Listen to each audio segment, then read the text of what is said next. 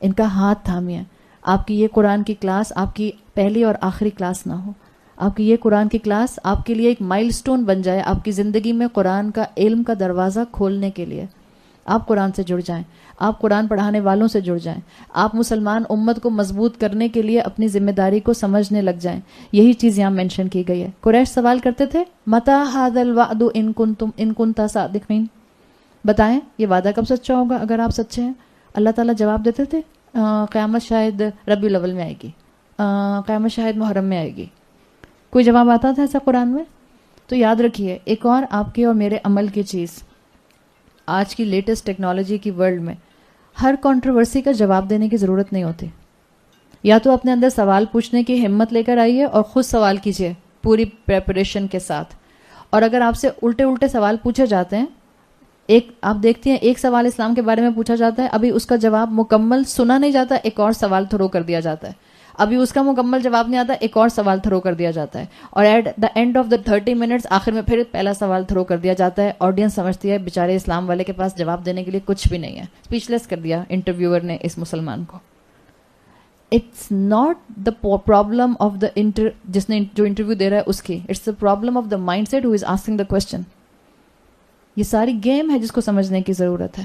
تو اس کو سمجھیں اور اللہ کے ساتھ اس دین کو اٹیچ کر لیں. جتنی مسلمان اس ذہنیت کو انٹرنلائز کریں گے ان کو سمجھ آئے گا کہاں کس سوال کا جواب دینا ہے, کہاں خاموشی اختیار کرنی ہے. بالکل جیسے جب کفار قیامت کے بارے میں سوال کرتے تھے, اللہ تعالیٰ کی طرف سے قرآن میں کوئی جواب نہیں آتا تھا. ہر کنٹروورسی پر اپنا پوائنٹ آف ویو دینے کی ضرورت نہیں ہے. آپ صلی اللہ علیہ وسلم کو کنسولریشن کرا دی گئی کہ دیکھیں آپ پریشان نہ ہوں, آپ اللہ کے بھیجے ہوئے ہیں. انک لمن المرسلین علی صراط مستقیم. رسول اللہ کو تسلی ہے. اور اس آیت میں فرمایا انا نعلم ما یسرون وما یعلنون.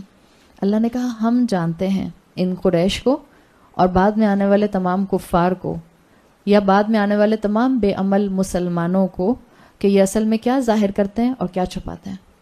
اللہ قریش کا پرابلم جانتا ہے, اور قریش کا جو مسئلہ تھا وہی آج کے بے عمل مسلمان کا مسئلہ ہے. قریش کا مسئلہ تھا پیسہ اور سیاست, ویلتھ اینڈ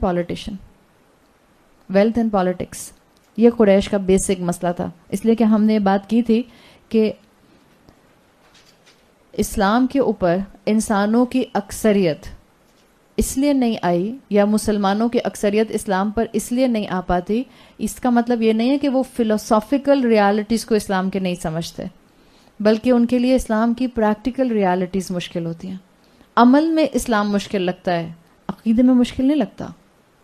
سب کو پتہ ہے اللہ ایک ہے, سب کو پتہ ہے اللہ کے رسول صلی اللہ علیہ وسلم آخری رسول ہیں اور اب کوئی رسول نہیں آئے گا. اتنی انفارمیشن کی حد تک it's easy to understand that I am a Muslim. مگر جہاں اسلام مجھے اپنے کمفرٹ زون سے نکل کر شریعت کو نافذ کرنے کی بات کرے گا, جہاں وہ پریکٹیکل ریالٹی میں آئے گا, وہیں میجورٹی مار کھا جاتی ہے, وہیں میجورٹی اسلام کو چھوڑ کر بھاگ جاتی ہے. اور یہی مسئلہ قریش کا تھا. قریش سمجھ گئے تھے. ابو جہل کا میں نے آپ کو بتایا تھا نا, وہ کہتا تھا محمد جھوٹ نہیں بولتے, وہ کہتا تھا یہ کلام غلط نہیں ہو سکتا, جبھی تو کہتا تھا ہم ان کے مقابلے کا کلام نہیں لا سکتے ہیں. جو کلام محمد کے پاس ہے صلی اللہ علیہ وسلم, ہم اس کے مقابلے کا قرآن نہیں لا سکتے, تو ہم کیسے محمد کی بات مان لیں. ہمارا تو ہمیشہ سے ایک ٹسل چلتی ہے, جو چیز یہ لاتے ہیں ہم اس سے بہتر لاتے ہیں. مانتے تھے دل کے اندر. اخنس ابن شریک کے لیے یہی تو آتا ہے, ابو سفیان, اخنس ابن شریک, ابو جہل. ابو سفیان جب مسلمان ہو گئے تب انہوں نے یہ واقعہ بتایا. مکی دور تھا, آپ صلی اللہ علیہ وسلم اپنے گھر میں رات میں قرآن کی تلاوت کیا کرتے تھے. یہ تینوں آپ کی تینوں دیواروں کے الگ الگ سائڈس پر, ڈائریکشنز پر سنیک کرتے ہوئے قرآن سنا کرتے تھے. اور پھر ایک رات ایسا ہوا کہ جب تینوں واپس جا رہے تھے تو ایک دوسرے سے ٹکرا گئے اور ایک دوسرے سے پوچھا کہ آپ یہاں کیسے. انہوں نے کہا اچھا آئندہ کبھی نہیں آئیں گے. اگلے دن پھر پکڑے گئے, تینوں قرآن سننے آئے ہوئے تھے. تیسرے دن پھر پکڑے گئے اور پھر قسم کھا کے گئے کہ اب واپس نہیں آئیں گے. کیا چیز تھی جو ان کو کھینچتی تھی؟ اللہ کے کلام کی حقیقت کو سمجھ گئے تھے, دل میں پہچان گئے تھے اٹس ناٹ اے پوئٹری. لیکن ایکسیپٹیبلٹی کیوں نہیں آئی؟ Because of the position of the world. اس کو چھوڑنا نہیں چاہتے تھے. یہی قریش تھے نا جن کے پاس تمام عرب کے قبائل کے بت رکھے ہوئے تھے, 360 بت. مین سینٹر جو تھا, سینٹر سٹی وہ مکہ تھا. ساری ٹریڈنگ یہاں پر ہوتی تھی، اس لیے کہ جب جب لوگ حج کے لیے آیا کرتے تھے، حج کے اپنے طریقے تھے مگر حج ہوتا تھا. جب لوگ حج کے لیے آتے تھے ساتھ میں بزنس آتا تھا، ٹورزم آتا تھا، ساتھ میں بہت سا جو تھی وہ تجارت کا مال آتا تھا. عرب کے دو ہی طریقے تھے ارننگ کے، ایک وہ تجارت کرتے تھے، دوسرا مینلی لوٹ مار کرتے تھے. جھگڑالو قوم تھی، یہ ان کے دو مین طریقے تھے پیسہ کمانے کے. باقی چھوٹے چھوٹے لوگ جو تھے وہ کبھی بھیڑ بکریاں چرا لیں، کسی کا کوئی کام کر دیا، کسی کو پانی لا کے دے دیا، لیکن جو مین پروفیشنل ویز تھے پیسہ کمانے کے عرب کے اندر وہ یہی تھا، تجارت اور لوٹ مار. ہر قبیلے کا قافلہ جب نکلتا تھا اپنی ٹریڈنگ کے لیے تو کچھ نہ کچھ لٹ کر آتا تھا. قریش کو یہ پریویلیج تھا، پورے عرب میں کسی کی ہمت نہیں ہوتی تھی کہ قریش کا قافلہ جا رہا ہو اور اس کے اوپر لوٹ مار کی جائے. کیوں؟ اس لیے کہ قریش کی کسٹڈی میں سب کے بت تھے. اگر کوئی قبیلہ قریش کے قبیلے پر حملہ کرتا تھا وہ کہتے تھے ہم تمہارا بت حرم سے نکال کے باہر پھینک دیں گے. حرم کے کسٹوڈین تھے نا، اتھارٹی تھی ان کے پاس. تو جب اللہ کے رسول صلی اللہ علیہ وسلم کو اسی مکہ میں بھیجا گیا اور اللہ کے رسول صلی اللہ علیہ وسلم نے کہا قریش سے کہ اب ان بتوں سے اس گھر کو پاک کرو، ان کو تو مشکل آ گئی. انہوں نے کہا اگر بت نکال دیے تو ٹورزم گیا، ورنہ اس پورے مکہ کے صحرا میں اس ہیٹ میں کون آتا؟ اس ہیٹ میں آنے کا ایک ہی آبجیکٹو تب بھی تھا اور آج بھی، اللہ کرے آج بھی ان 5 اسٹار 7 اسٹارز ہوٹل کے بعد بھی آج بھی اس گرم اور اس صحرا اور اس ہیٹ میں جانے کا ایک ہی مقصد ہو. اللہ کرے ہمارا عمرے اور حجوں پر جانے کا ایک ہی مقصد ہو کہ صرف ہمیں اللہ کی عبادت کرنی ہے، اس گھر کی زیارت کرنی ہے، اپنے گناہوں کی معافی کے لیے وہاں پر نمازیں پڑھنی ہیں. اللہ کرے ہمارا یہی مقصد ہو. اس وقت بھی قریش کو یہی فیل ہوا کہ کون آئے گا پھر اگر ہم نے یہاں سے بت نکال دیا تو ہمارے تو قافلوں کے اوپر اٹیک ہونا شروع ہو جائیں گے، ہمارے قافلے محفوظ نہیں ہوں گے. تو اپنی پوزیشن نہ چھوڑنے کے لیے رسول اللہ صلی اللہ علیہ وسلم کی بات نہیں مانی، انکار کر دیا. یہی چیز یہاں مینشن کی گئی ہے کہ ان کو اللہ تعالیٰ نے اصل میں دنیا پرست بنا دیا تھا، متکبر تھے، دنیا ان کا مسئلہ تھی. اور آج کا انسان بھی جو شریعت کی پریکٹیکل ریالٹیز پر نہیں آ پاتا، اس کا مقصد، اس کا مسئلہ دنیا پرستی ہوتی ہے. پوزیشن نہیں چھوڑنا چاہتا، طاقت اور اقتدار نہیں چھوڑنا چاہتا، اپنی دنیا کی پوزیشن نہیں چھوڑنا چاہتا، دنیاوی مقام پر کمپرومائز نہیں کرنا چاہتا. کیوں؟ اس لیے کہ انسان تکبر میں، چند دن کے تکبر میں اپنی ریالٹی بھول جاتا ہے. آیت نمبر 77 میں فرمایا اولم یرل انسانو، کیا بھلا انسان نے دیکھا نہیں، انا خلقناہ من نطفت، ہم نے اس کو ایک معمولی سی بوند سے، نہ نظر آنے والی بوند پر اس کی مصوری کر کے اس کو بنایا، ایک نطفے سے بنایا. فاذا ہوا خصیم مبین، تو پھر وہ اچانک سے اتنا جھگڑا کرنے والا ہو گیا. حقیقت کیا ہے اس انسان کی؟ ایک نہ نظر آنے والی بوند سے بنا ہے اور پھر اچانک سے جھگڑا کرنے والا ہو جاتا ہے. خصیم کہتے ہیں ہمیشہ جھگڑا کرنے والا. خصیم رحیم کے وزن پر ہے. رحیم آتا ہے رحمان کے مقابلے میں، رحمان جس کی رحمت جوش مارتی ہے کبھی کبھی، رحیم جو جس میں کنٹینیوٹی ہے، جس میں دوام ہے، جس میں پرماننس ہے. اللہ کانسٹنٹ رحیم ہے. خصیم اسی پیٹرن پر آتا ہے، اسی مولڈ پر آتا ہے. خصیم جو کانسٹنٹ جھگڑا کرے. خصیم اس انسان کو بھی کہتے ہیں جو ہر بات میں سے جھگڑے کے لیے کوئی نہ کوئی ایک جملہ پکڑ لے آپ کا. بعض لوگ ایسے ہوتے ہیں. آپ کے پاس ایسے لوگوں کی بہتات ہے یا کمی ہے؟ آپ کہیں گی بہتات ہے. لوگوں کو چھوڑ دیں، اپنے بارے میں سوچیں. کیا میں لوگوں کے جملے میں جملہ نکال کر اور پکڑ کر جھگڑا کرنے والی تو نہیں بن جاتی؟ خصیم کی کیٹیگری اللہ کی نظر میں ناپسندیدہ کیٹیگری ہے. خصیم انسان وہ ہوتا ہے جو اپنی حقیقت بھول جاتا ہے، جو متکبر ہوتا ہے. مفسرین کہتے ہیں کہ انسان کا خصیم و مبین ہونا اس کے متکبر ہونے کی علامت ہے. جو بات بات پر جھگڑے گا وہ اپنی ریالٹی کو بھولا ہوا ہے. جو بات بات پر لوگوں کے اوپر اپنے عتاب کا اظہار کرے گا، اپنے غصے سے، اپنی زبان کی سختی سے سامنے والے کے جسم پر چھالے ڈال دے گا، وہ چھالے جو کسی کو نظر نہیں آتے ہیں، وہ اصل میں اپنے آپ کو اللہ کی رحمت سے محروم کر لے گا. خصیم ایسا جھگڑا کرنے والا متکبر انسان. اللہ تعالیٰ نے جب بھی قرآن میں اس طرح کی آیات میں انسان کی تخلیق کا ذکر کیا کہ دیکھو تم یاد کرو تم ایک نطفے سے بنے ہو، تو یہ اللہ کا قرآن کا میکنزم ہے انسان کے تکبر پہ ضرب لگانے کا. اللہ تعالیٰ نے اس انسان کی پرائڈ کو اٹیک کیا ہے جو انسان اللہ کو بھول کر اپنی بگننگ کو بھول کر جھگڑالو اور ہر وقت لڑنے والا ہو جاتا ہے. اللہ نے ہر انسان کو یہاں پر وارن کر دیا کہ دیکھو قریش نہیں مانے. شروع میں آیا تھا نا لقد حق القول علی اکثرہم. اکثریت قریش سمجھ گئی تھی کہ یہ حق ہے جو رسول اللہ صلی اللہ علیہ وسلم بتا رہے ہیں, لیکن نہیں مانے تھے. اب تمام انسانوں کو سورت کے اختتام پر دعوت ہے. یہ حق ہے, یہ قرآن مبین ہے, یہ قرآن دل میں اترنے والی چیز ہے, یہ قرآن ہدایت کے لیے روز پکڑنے والی کتاب ہے. اس کے اوپر اپنے آپ کو اندھا اور بہرا ہو کے مت گراؤ. اس کتاب کو آرگیومنٹ کا ذریعہ مت بناؤ. قرآن کے اوپر خصیم بن کر زندگی گزاری جاتی ہے, لوگ کرتے ہیں.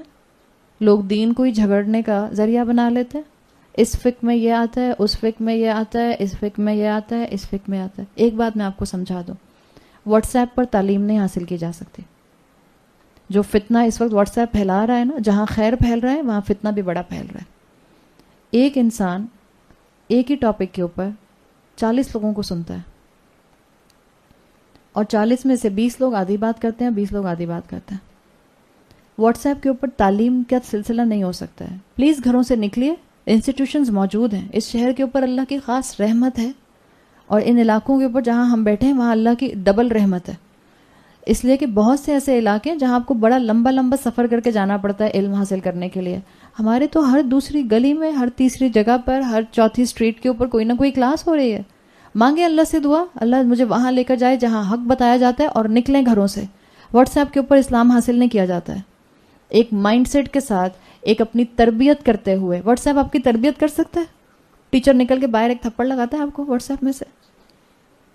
آپ کتنی بھی نافرمانی کر لیں, واٹس ایپ کے گروپ ہم بناتے ہیں اور ہم خواتین سے کہتے ہیں خدا کا واسطہ ہے اس پر کوئی چیز مت پوسٹ کریں. 1 سال 2 سال 3 سال 6 سال ہو گئے الحمدللہ واٹس ایپ گروپ چلاتے ہوئے.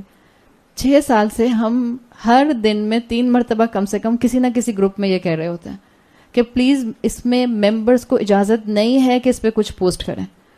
یہ گواہی ہے اس بات کی کہ کوئی نہیں ہماری بات سنتا.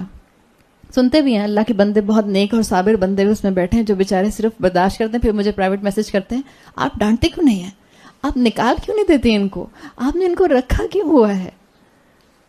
اس لیے کہ ہم ٹوٹی پھوٹی واٹس ایپ سے تربیت کی کوشش کر رہے ہیں, اور ہم اس بات تک پہنچ چکے ہیں کہ واٹس ایپ آپ کی تربیت نہیں کر سکتا ہے. نکلیے گھروں سے اور کلاسز کا حصہ بنیے. ایک سینرجی آپ کو محسوس ہوگی. اپنے جیسے آپ کو اور روتے ہوئے قرآن سن کر انسان نظر آئیں گے. قرآن سن کر صرف آپ کو رونا نہیں آتا, آپ کو نظر آئے گا اور عورتوں کو بھی رونا آتا ہے. قرآن کے سامنے آ کر اور فیملی کے اندر چیلنجز نہیں برداشت کرنے پڑے, صرف آپ کو اور عورتیں بھی ہیں جن کی فیملی میں چیلنجز آ رہے ہیں. سو تربیت کے لیے آپ کو باہر آنا پڑے گا. یہاں اللہ تعالیٰ نے بتا دیا کہ جو متکبر انسان ہوتا ہے وہ دین پر لڑتا رہتا ہے. اس لیے میں نے واٹس ایپ کی بات کی تھی. ایک استاد کو آپ 6 ویڈیوز بھیج دیں, ہر ویڈیو 25 منٹ کی ہے, اور کہیں پلیز ان کا جواب دے دیں. ہیلو, استاد کی کوئی اپنی زندگی ہے, اس کی کوئی اپنی پڑھائی ہے, اس کی کوئی اپنی فیملی لائف ہے. بھائی آپ پلیز میری یہ 6 گھنٹے کی ویڈیو سن کے مجھے جواب دے دیں. علم انسٹنٹ نہیں آتا. علم از اے لائف ٹائم اسٹرگل. علم کے لیے آپ کو اپنی نیند اور اپنی صحت اور اپنی سب چیزوں کو قربان کرنا پڑتا ہے. علم کے لیے آپ کو وقت لگانا پڑتا ہے. اس کے لیے آپ کو نکلنا پڑے گا. واٹس ایپ کے اوپر علم حاصل مت کیجیے. لوگ آج جھگڑ رہے ہیں, خصیم بن گئے ہیں اس واٹس ایپ کے اوپر مختلف ویڈیوز کو سن سن کے. میں سچ بتا رہی ہوں آپ کو. کس نے آپ سے کہا کہ جب آپ نے ایک مفتی سے ایک بات پوچھ لی تو اب 4 مختلف مفتیوں سے وہی بات دوبارہ پوچھیں؟ کیا آپ آخر میں ڈکلیئر کرنا چاہتے ہیں یہ مسلمان تو آپس میں لڑتے ہی رہتے ہیں, چھوڑو اسلام کو؟ یہ مت کریں. ایک کی راہ لے لیجئے جو آپ کو حدیث اور قرآن کے مطابق بات کرے. اس کے بعد اپنے دل کو اللہ سے مدد مانگ کر اس راستے پر فوکس کر لیجئے. اسی سے انسانوں کی انشاءاللہ تربیت ہوگی, اسی سے مسلمان امت بنے گی. اور ہمارے اندر سے یہ یاد ہے ہم نے لفظ پڑھا تھا یخصمون, انٹینس آرگیومنٹ کرنا. آج مسلمان امت یخصمون کی تصویر بنی ہوئی ہے. Intense argument. 8 سال ہو گئے مجھے یہ بات سنتے ہوئے. 8 تراویاں پڑھیں یا 20 پڑھیں؟ ارے اللہ کے بندے 40 پڑھ لیں, آپ پڑھ لیں, 8 پڑھ لیں منیمم, اس سے زیادہ جتنی پڑھنی پڑھ لیں. مالکی اسکول آف تھاٹ میں 36 تراویاں پڑھی جاتی ہیں. اب آپ بحث کریں گے, اب ان کو آپ بدعت ہی کہیں گے, کیا کہیں گے؟ پلیز نکلیے. اگر آپ کو اس فقہ کو سمجھنا ہے، اگر آپ کو فقہ کی گہرائی کو سمجھ کر علم کا حصہ اور عمل کا حصہ بنانا ہے، نکلیے اور علم حاصل کیجیے. ون لائنر سٹیٹمنٹ کے اندر آپ کو اس کا جواب نہیں مل سکتا. جو آرگیومنٹس میں پھنستا ہے وہ متکبر بنتا ہے. جو آرگیومنٹس میں پھنستا ہے وہ اپنی شامت خود لے کر آتا ہے. اللہ کے سامنے ایک دن ایسے کھڑے ہوگا کہ زبان سے ایک لفظ نہیں نکل سکے گا. اس لیے کہ اگر اللہ نے دلائل دینے شروع کیے آرگیومنٹس کے اوپر تو پھر انسان کی زبان ہل نہیں سکتی. آیت 78 میں آگے فرمایا وَضَرَبَ لَنَا مَثَلًا، اور یہ آرگیومنٹس اتنے کرتا ہے کہ ہمارے لیے مثال بیان کرتا ہے. وَنَسِيَ خَلْقَ، اور اپنی خلقت کو بھول گیا، اپنی بگننگ کو بھول گیا، اپنی کریشن کو بھول گیا. قَالَ مَنْ يُحْيِي الْعِظَامَ وَهِيَ رَمِيمٌ، کہتا ہے کون زندہ کرے گا ان ہڈیوں کو جو کہ ریت بن چکی ہوں گی، کمپلیٹلی ڈیکمپوز ہو چکی ہوں گی. کیسے دوبارہ ان کو زندہ کیا جائے گا؟ رمیم کہتے ہیں کمپلیٹلی ڈیکمپوزڈ ہڈی ریت بن جائے، اتنا انسان ڈیکمپوز ہو جائے کہ اس کی ہڈیاں بھی ریت بن جائیں. تو اس طرح کے سوال انسان، آپ کو یاد ہے میں نے بتایا تھا کہ اللہ کے رسول صلی اللہ علیہ وسلم کے سامنے ابی ابن خلف نے ہڈی فیمر بون لا کے لہرائی تھی جب ہم نے شان نزول کی بات کی تھی اس صورت کی. تو اس وقت آپ کو بتایا تھا کہ ابی بن خلف تھا ون آف دا، اور بھی ایک دو لوگ تھے کفار کے جنہوں نے یہ حرکت کی تھی. ابی ابن خلف نے بھی یہ کیا تھا کہ ایک فیمر بون لے کر آ گیا تھا اٹھا کر کہیں سے، اور رسول اللہ صلی اللہ علیہ وسلم کے چہرے کے سامنے لہراتا ہوا اس نے بولا تھا کہ بتاؤ محمد، کیا اس سوکھی ہوئی ہڈی سے اللہ دوبارہ کھڑا کر دے گا؟ تو اس کا جواب ہے وَضَرَبَ لَنَا مَثَلًا، ہمیں مثال بیان کرتا ہے. وَنَسِيَ خَلْقَ، اور اپنی خلقت کو بھول گیا. قَالَ مَنْ يُحْيِي الْعِظَامَ وَهِيَ رَمِيمٌ، اور کہتا ہے کہ اس سوکھی ہوئی ہڈی سے کیسے دوبارہ سے اللہ خلقت کو شروع کر دے گا. آپ سوچیں جس نے یہ بات رسول اللہ کو کہی ہوگی، جب قرآن کے انداز میں، وحی کے انداز میں آپ نے سنائی ہوگی، دل پہ ہیبت تو آئی ہوگی. تکبر کی وجہ سے اسلام نہ لایا یا ایڈمٹ نہ کیا وہ الگ بات ہے.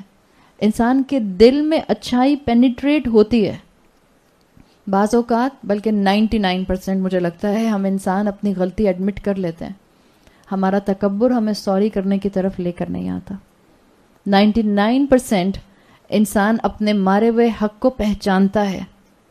اپنے تکبر اور دنیا نہ چھوڑنے کے لیے اپنے مارے ہوئے حق کو، جو دوسرے کا حق مارتا ہے، اس کو کمپنسیٹ کرنے کی طرف نہیں آتا. ہر عقل مند عاقل انسان اپنی زندگی میں اپنی زیادتیوں کو جانتا ہے، اور جاننے کے باوجود اگر اپنی غلطیوں کو ریکٹیفائی نہیں کرتا ہے تو صرف اور صرف اس کا تکبر اس کے آڑے آ جاتا ہے. اللہ چاہتا تو اس انسان کا سائنٹیفک جواب دے سکتا تھا کہ اللہ کیسے ڈیکمپوزڈ ہڈی کو اٹھائے گا. میں نے بتایا تھا کاکسس بون، ٹیل بون سے کیسے، اب سائنٹسٹ بتا رہے ہیں، جرمن ریسرچز اس کے اوپر بہت زیادہ لیبارٹری میں ہو گئی کہ اس ٹیل بون کو انہوں نے ہائی بلاسٹ فرنس میں بالکل برن کر کے ڈسٹ بنا دیا. اس کے بعد بھی جب انہوں نے اس کو ہائی الیکٹرانک مائکروسکوپ کے انڈر دیکھا تو انہوں نے کہا کہ اس کے اندر لیونگ ڈی این اے موجود تھا، یعنی یہیں سے اللہ تعالیٰ شروع کر دے گا. تو اللہ چاہتا تو اللہ سائنٹیفک دلیل سے بات کر لیتا. سورہ بنی اسرائیل کی آیت نمبر 49 میں آتا ہے وَقَالُوا أَإِذَا كُنَّا عِظَامًا وَرُفَاتًا، کیا ہم ریزہ ریزہ ہو کے جب ہڈیاں ہو جائیں گے، أَإِنَّا لَمَبْعُوثُونَ خَلْقًا جَدِيدًا، کیا تب ہم ایک نئی خلق جدید میں، ایک نئی تخلیق میں، ایک نئی کریشن کی شکل میں اکٹھے کیے جائیں گے؟ اللہ نے کہا کونو حجارتن او حدیدن. اللہ نے کہا تمہیں لگتا ہے تم ریزہ ریزہ ہڈیوں سے نہیں اٹھ سکتے ہو، تو تمہارے دماغ میں جو اسٹرانگسٹ میٹل آتا ہے جس کو تم بینڈ نہیں کر سکتے، تم وہ بن جاؤ، اللہ پھر بھی تمہیں اٹھا دے گا اور گوشت پوشت کا انسان بنا کر اٹھائے گا. کونو حجارتن او حدیدن. یہ اللہ تعالیٰ کی سختی آپ کو ان الفاظ میں محسوس ہوتی ہے. انسان اللہ سے دلیل مانگتا ہے، اللہ کو کسی دلیل دینے کی ضرورت نہیں ہے، اللہ کو کوئی سائنٹیفک دلیل دینے کی ضرورت نہیں ہے. اللہ تعالیٰ جس وقت جس کو چاہے گا اس کو اٹھا کر زندہ کر لے گا. اور کیسے زندہ کرے گا؟ آیت نمبر 79 میں فرمایا قُلْ يُحْيِيهَا الَّذِي أَنشَأَهَا أَوَّلَ مَرَّةٍ، ان سے کہہ دیں جس نے پہلی مرتبہ تم کو زندہ کیا تھا وہی تم کو دوبارہ اٹھائے گا. وَهُوَ بِكُلِّ خَلْقٍ عَلِيمٌ، اور یقیناً وہ تمام خلق کے اوپر علم رکھنے والا ہے، یعنی بنانے والا بھی ہے، پیدا کرنے والا بھی ہے، اور پورے علم کے ساتھ پیدا کرنے والا ہے. انسان بھی کوئی چیز اگر بناتے ہیں تو انسانوں کو بھی پہلی مرتبہ چیز بنانا مشکل ہوتا ہے، دوسری مرتبہ تو آسان ہو جاتا ہے. پہلی مرتبہ آپ نے مثال کے طور پر فزکس کا امتحان دیا, اور مارکس کیوں دیتے ہیں بچے؟ مارکس اس لیے دلائے جاتے ہیں نا کہ تاکہ یہاں سے ان کی پریکٹس شروع ہو جائے. جب مارکس اچھے کر لیتے ہیں, جب مارکس کی تیاری اچھی ہو جاتی ہے, تو پھر ان کا کیمبرج کا ایگزام بھی اچھا ہوتا ہے. آپ کو بریانی نہیں بنانی آتی تھی, آپ نے ایک دفعہ بریانی بنا لی, اب اسٹریٹجی ریسیپی آپ کے لیے لائنڈ اپ ہو گئی, اب آپ کے لیے دوبارہ بریانی بنانا اتنا مشکل ہوگا جتنا پہلی مرتبہ تھا. آپ نے ایک مرتبہ قرآن کو سمجھ کے پڑھ لیا استاد کے ساتھ, اب دوبارہ آپ کے لیے مشکل نہیں ہوگا, اب اللہ تعالیٰ آپ کے لیے نئی ڈائمینشنز کھولے گا. جب انسان کا یہ کام ہے کہ کوئی کام ایک مرتبہ کر لیتا ہے تو دوسری مرتبہ آسان, تیسری مرتبہ اور آسان, چوتھی مرتبہ اور آسان, تو اللہ تو خالق ہے. اللہ کے لیے نہ جیسا آسان 100 ٹائمز پر تھا ایسا ہی آسان پہلی مرتبہ میں بھی تھا. قرآن میں آتا ہے وَهُوَ عَلَيَّ حَيٌّ, اللہ کہتا ہے میرے لیے بہت ہلکا ہے. جیسے پہلی مرتبہ تم کو پیدا کیا تھا, اللہ تم کو دوبارہ بھی اٹھا لے گا. وَهُوَ بِكُلِّ خَلْقٍ عَلِيمٌ, اور وہ تمام اسٹریٹجیز کو جانتا ہے کہ مخلوقات کو کیسے اس نے اٹھانا ہے. یہ خلق علیم کے اندر, اور جیسے پیچھے سورہ بنی اسرائیل کی آیت میں نے بتائی کہ اللہ اٹھائے گا لَمَبْعُوثُونَ خَلْقًا جَدِيدًا, اللہ ایک نئی خلق میں اٹھائے گا. اس کے لیے اسکالرز کہتے ہیں کہ جب انسان دوبارہ اٹھائے جائیں گے تو ان کے فزیکل فیچر, جو جسم آپ کو اور مجھے دیا جائے گا, ان کے فزیکل فیچر دنیا کے فزیکل فیچرز کی طرح نہیں ہوں گے, مختلف ہوں گے. جیسے ہم نے پیچھے ذکر پڑھ لیا ہے جہنمیوں کا.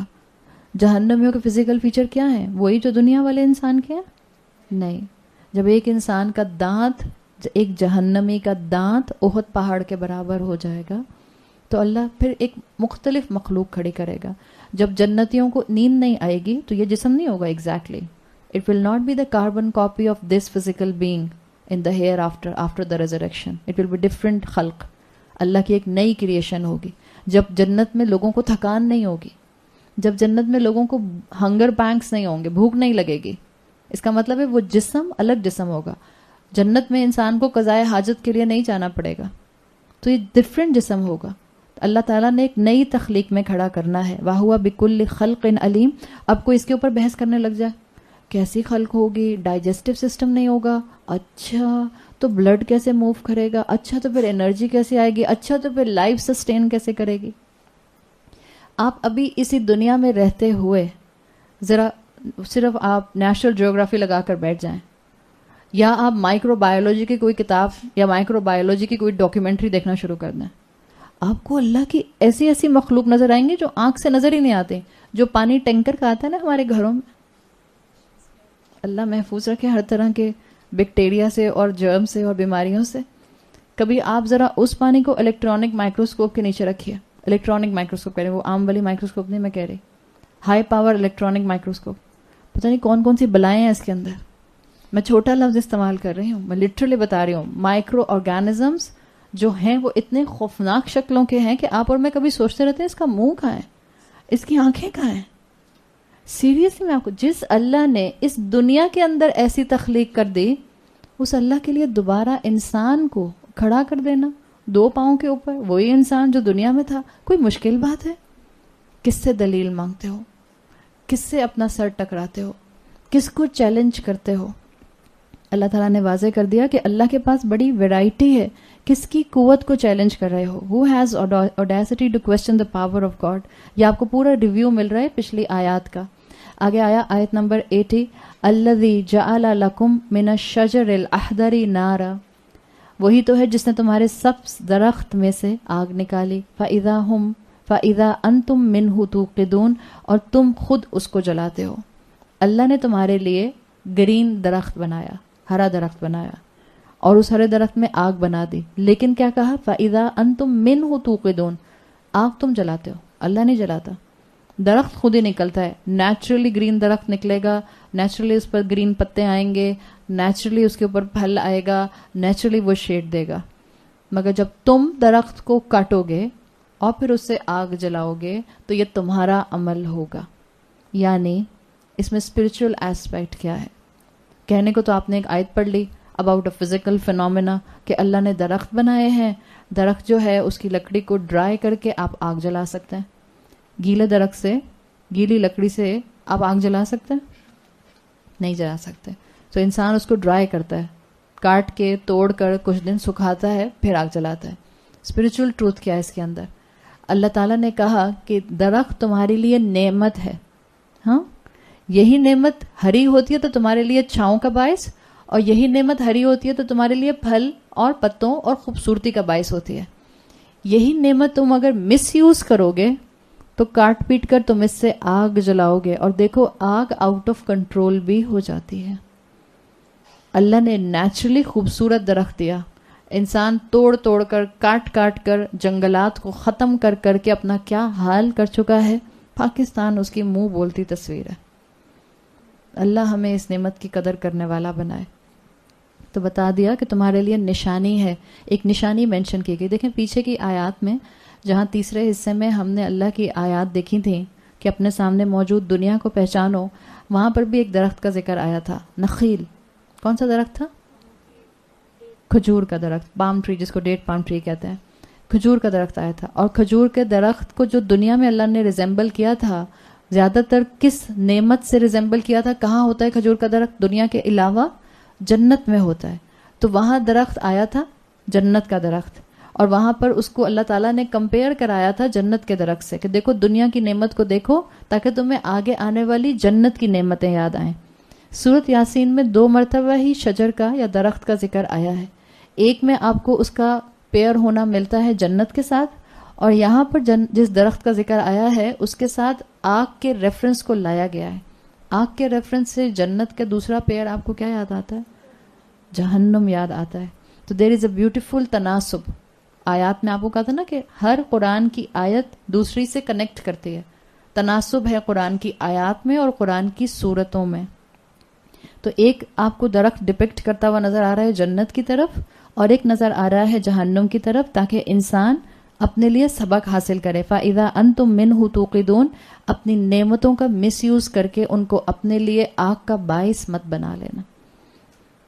بہت پیاری انالوجی ہے اس کے اندر، بہت پروفاؤنڈ انالوجی ہے.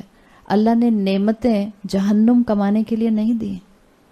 اللہ نے آنکھیں، خوبصورتی، ہاتھ، پرفیکٹ جسم، پرفیکٹ عقل، لگژریز، ایک لگژوریس لائف سٹائلز، بہترین آرام دہ گھر، اچھے محبت کرنے والے فیملی والے، اللہ نے اس لیے نہیں دیے کہ تم ان کو استعمال کر کے اپنے لیے جہنم لکھوا لو. یہ اللہ نے دیے ہیں تاکہ تم ان سے جنت کا اہل اپنے آپ کو اللہ کی رحمت سے بنا لو. یہ اللہ تعالیٰ نے یہاں انالوجی دی ہے کہ انسان کو اللہ نے ایک نیچرل طریقہ دیا. اس میں ایک اور بڑا، جس کو آپ کہتے ہیں نا دقیق پوائنٹ نکلتا ہے، ایک ڈیپ ریفلیکشن کا پوائنٹ نکلتا ہے. وہ کیا؟ کہ اللہ نے فطرت میں انسان کی ہدایت کا راستہ ہموار رکھا ہے. انسان آؤٹ آف فطرہ جا کے، بالکل جیسے درخت کا استعمال کیا تھا کہ درخت جتنا پرانا ہوتا جائے گا اتنی اس کی چھاؤں گہری ہوتی جائے گی.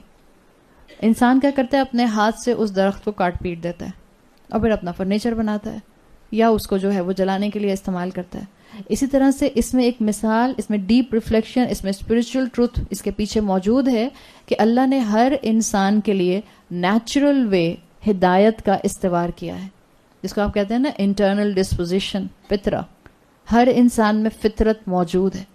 انسان آؤٹ آف دا وے جا کے اس فطرت کو ڈسٹارٹ کر دیتے ہیں، اور پھر جب انسان اپنی فطرت کو ڈسٹارٹ کرتا ہے تو وہ انسان جس کو اللہ نے جنت کے لیے بنایا تھا وہ اپنے آپ کو کہاں کا اہل بنا لیتا ہے؟ جہنم کا. اللہ نہیں جہنم میں پھینکے گا. یاد رکھیں، یہ مت کہیں اللہ نے گناہوں کی وجہ سے فلاں کو جہنم میں پھینک دیا. نہ، اللہ جہنم میں نہیں پھینکے گا. انسان اپنے ہاتھوں کی کمائی کی وجہ سے جہنم میں گرے گا.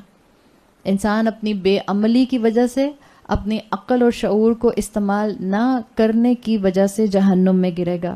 تو آگے فرمایا آیت نمبر 81 میں، اَوَلَيْسَ الَّذِي خَلَقَ السَّمَاوَاتِ وَالْأَرْضَ بِقَادِرٍ عَلَىٰ أَن يَخْلُقَ مِثْلَهُم بَلَىٰ وَهُوَ الْخَلَّاقُ الْعَلِيمُ. اَوَلَيْسَ الَّذِي خَلَقَ السَّمَاوَاتِ وَالْأَرْضَ، کیا جس نے آسمانوں اور زمینوں کو پیدا کیا، انہوں نے اس پر غور نہیں کیا کہ وہ اس بات پر قادر ہے؟ کیا وہ اس بات پر قادر نہیں ہے کہ وہ کوئی ان کی ہی جیسی کوئی اور چیز بنا دے؟ بلا، کیوں نہیں. یہ بلا آتا ہے قرآن میں زیادہ تر جس مقام پر اللہ تعالیٰ پچھلے سارے آرگیومنٹس کا دروازہ بند کرنا چاہتے ہیں. قریش اللہ کی نظر میں ورتھ لیس، اگر وہ اللہ اور اللہ کے رسول کی قدر نہیں کرتے، اگر وہ قرآن کی تنزیل کی قدر نہیں کرتے، قریش اللہ کی نظر میں ورتھ لیس ہیں. اللہ تعالیٰ نے اپنے رسول صلی اللہ علیہ وسلم کے ذریعے یہاں پر سارے آرگیومنٹس کو دروازہ بند کر کے کلیئر کر دیا. ایک لفظ ہے بلا. یہ ایسا لفظ ہے جس کی آپ کو انگلش میں کوئی ٹرانسلیشن نہیں ملتے. اپروپریٹ کوئی آپ کو جو اس کے میننگز عربی میں آتے ہیں، یہ دونوں طرح استعمال ہوتا ہے. یہ نیگیشن کے لیے بھی آتا ہے عربی زبان میں اور افرمیشن کے لیے بھی آتا ہے. جیسے بلا کیوں نہیں، بلا ہاں ہاں، یہ انداز بھی ہوتا ہے. افرمیشن اور نیگیشن عربی زبان میں دونوں کے لیے آتا ہے. تو یہاں واضح کر دیا کہ کیوں نہیں، تمہارے سارے آرگیومنٹس ایک طرف، تمہاری بحثیں ایک طرف، تمہارا دنیا پرست ہونا ایک طرف،